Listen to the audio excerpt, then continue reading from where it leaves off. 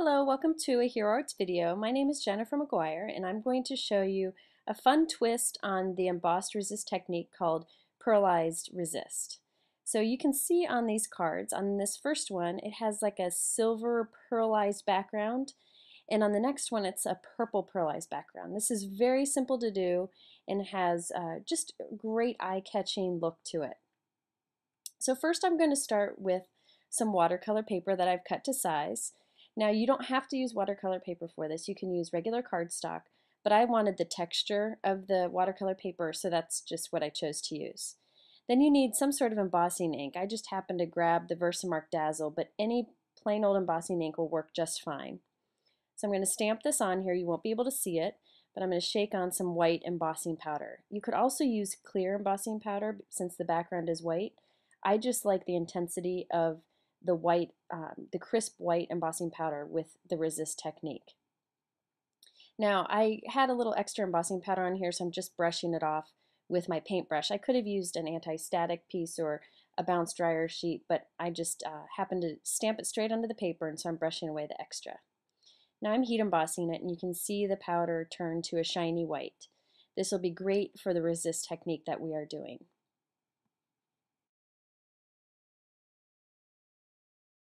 I wanted to show you two examples today. So I'm using pumice stone for one and milled lavender for the second. Now you could use pretty much any kind of ink for this technique. However, I find distress inks work really well with it because when these inks come in contact with water, they just give great results. So I'm just pressing lots of this pumice stone gray ink on it, and you can see it's kind of dull and not very exciting, but we'll take care of that in a moment. Next, I'm going to use the milled lavender. This is a lighter ink, so it'll give a very, very soft look, but that's the look I was going for here. Now keep in mind, you can always put extra layers of ink on for a more intense look or more vibrant look, but here I just wanted to go for the soft look. Now to give this a pearly shine, I'm going to use a mix of water and perfect pearls. So I put a little less than 1/8 of a teaspoon of perfect pearl into a mini mister that's almost full of water. And when you shake it and give it a few squirts to get it going, it's good to go, and you have a nice pearlized water that you can use over and over again. So I'm going to generously spray this with the pearlized water. I'm giving it lots and lots of water, and you can see it kind of puddle up on here, but that's fine. The more you do, the better the results, because it'll give you a really pearly finish. So now I'm going to heat set this. You could leave it to dry if you want to. You can add more spray if you want to. It's totally up to you. You could also do this with regular water, but the perfect pearl in it gives it a nice pearly look. So now if you need to, and if it starts to curl up too much and the color starts to pool at the edges, you can kind of hold the end down with the end of a paintbrush or just dab away some of those pools of ink. But if you heat it long enough, the warping in the paper will actually go back away. So now that I've finished doing this, I am going to use a baby wipe or a little cloth to rub away any of the extra ink that had puddled up on the embossed image. Makes it nice and crisp. And here, as I tilt it in the light, you can see the pearly finish of the background. It's really stunning in real life.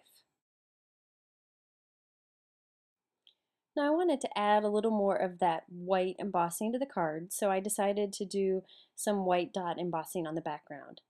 So I'm just inking up my stamp with an embossing ink, which I use Versamark, and I'm pressing the card onto the stamp. So I keep one hand still while the other one presses the card to make sure that the ink is transferred to the card. I find this is easier than using a large amount and stamping the big background on the card. So I'm just putting on some white embossing powder, and I'm going to tap off the extra. And again, if I have some embossing powder where I don't want it, I'm just going to use that fine tip paintbrush that's dry just to knock some of it off. Next, I just went ahead and added a little bit of paper to the side of this piece that I've sprayed with the pearlized water, and I'm rounding the corners just to give it a finished look. Then you can see how it'll look on the white embossed background. Now I wanted to add some ribbon. I found this gorgeous ribbon. This is from Seven Gypsies, and so I'm putting a little adhesive on the front that just kind of holds the ribbon in place. Just lay it right across it, and then I'm going to put some adhesive on the back to tuck the ends around. You can either do this or just cut it right off the edge, whatever works best for you.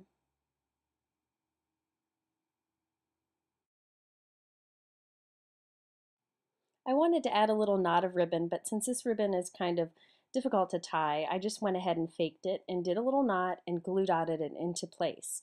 You could also just tie a little piece around the longer piece and do a knot. Either way works.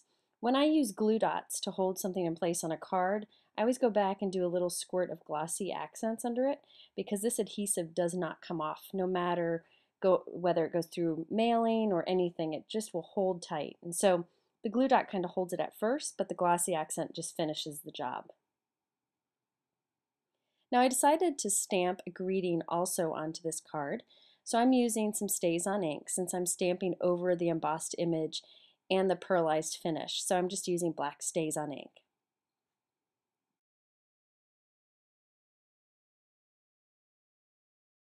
I like to use our pearls as a perfect finishing touch for just about any card. So I'm using our purple ones for this card, just picking them up with the end of a craft knife and putting them right in the place in the center of the card.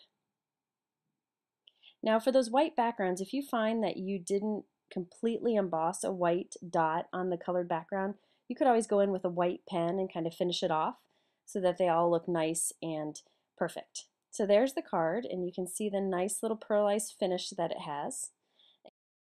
Here are the finished cards. I personally like the silver finish of the pumice stone. Thanks for watching this fun twist on Resist.